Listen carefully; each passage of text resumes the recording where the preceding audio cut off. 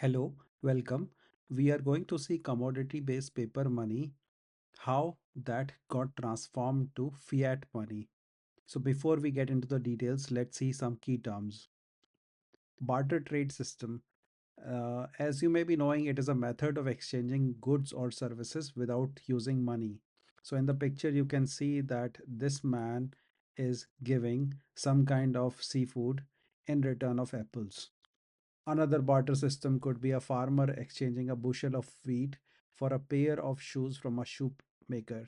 Paper currency, which is backed by commodity. So, what is commodity? A useful or valuable thing which can be bought or sold is called a commodity. Banknotes were issued by commercial banks. A person who wants to deposit the gold, they will deposit the gold, and in return, the bank would issue banknotes. And these are again redeemable. When the customer wants his gold back, he can deposit the certificate back to the bank and get his gold back, his or her gold back. In the 18th and 19th centuries in United States, state charter banks issued certificates or currency notes backed by gold. Bank clients would deposit gold and the bank would issue a certificate specifying the amount of gold deposited, and the banks used to charge a fee for this service. Let's see how it used to work. Victor has some gold. He does not feel comfortable in keeping the same at his home. So he carries his gold with him and he goes to the bank so that he can deposit the gold there at the bank.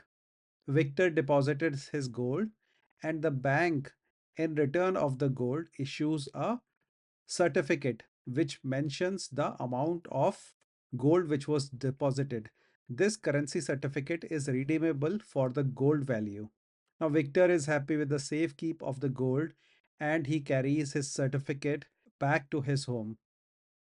Over time, many other people have trust on the bank and they deposit their gold at the bank. If required, they can return the currency note and get back the gold they had deposited. This leads to the general acceptance of the certificate and trust among people of the certificate.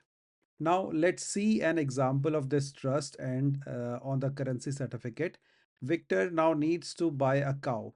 In the past, he used to do a barter. For example, he used to give the barn owner 100 pounds of corn for getting a cow. So this is a barter. He's giving a corn basket or bag, and in return, he is getting a cow. But this time, he has the bank certificate and he intends to use it. He goes to the barn owner who is willing to sell his cow. The barn owner has trust on the bank certificate. Barn owner knows that he can easily purchase corn or anything he wishes from the bank certificate. Also, he knows that he would be able to redeem the certificate for gold if required. Now, there can be a case where barn owner already has enough corn and he doesn't need more. So he prefers the convenience the certificate or the currency offers over the corn, and hence he takes the certificate or the currency note instead of taking a barter. Victor is happy that he got his cow without the hassle of arranging for a barter. Over time, the bank recognizes that not all customers will redeem their certificates simultaneously. In response, the bank ventures into lending by issuing gold certificates as loans and charging the borrowers interest. The issuance sometimes would surpass the actual gold reserves. Ideally, the amount of currency floating should be equal to the amount of gold it represents. Bank also begins to pay people to deposit their gold so that the bank can boost its gold reserves. In some cases, the equilibrium is heavily tilted, wherein significant currency is floating and the bank does not have enough gold to cover the currency. Now, in this case, the bank has neglected to secure sufficient gold to support simultaneous redemptions by many depositors. Public anxiety over inadequate gold reserves triggered where numerous individuals sought to redeem their gold and withdraw funds on the same day. For instance, a bank might have gold bars valued at 200k USD. but issues certificate worth multiple of that amount. Now, if majority of the customers lost trust on the bank and came to withdraw their amount at the same time, this phenomenon is called bank run. These bank runs significantly contributed to the downfall of numerous state chartered banks during recessions in late 1700s and early 1800s. Now we came to the concept known as fiat money. Fiat money is a type of government issued currency that is not backed by precious metal like gold or silver, nor by any other tangible asset or commodity. Fiat currency is typically designated by issuing government to be legal tender and is authorized by government regulation. So this is the evolution of monetary exchange.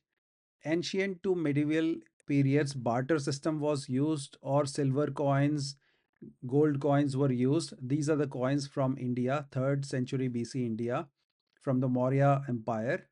17th to late 20th century, emergence of paper currency backed by gold. This is what we saw earlier. The banks were issuing those currencies and they were issuing it against the commodity, which was primarily gold. And from 1971 onwards, most of the countries in the world have shifted to fiat money. Money has value because the government maintains it, but this is not backed by any commodity. Today, virtually all the world's currencies are fiat money. And now the core topic, why the movement from commodity based currency, gold based currency to fiat money. So we know that there is a limited supply of precious metal. Gold is limited. So the government cannot generate more and more gold. There is a limit to the amount of gold it can gather. Secondly, and more importantly, government controls the money supply for better control on the economy. Now, how they can control economy with the supply of money, that is what we are going to see. Please note that printing money is also called monetary expansion. So government can print money at their own will. They do lot of deliberations before printing money. So when they are doing monetary expansion, they can they would be doing that in case of recession. They can control, the government can control recession by stimulating economy. And how it does it? The government shall print more money. More money would lead to low interest rates.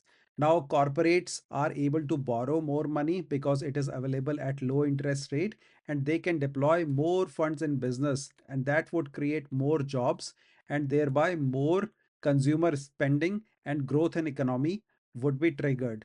So this is how, by monetary expansion or by printing more money, government is able to control recession.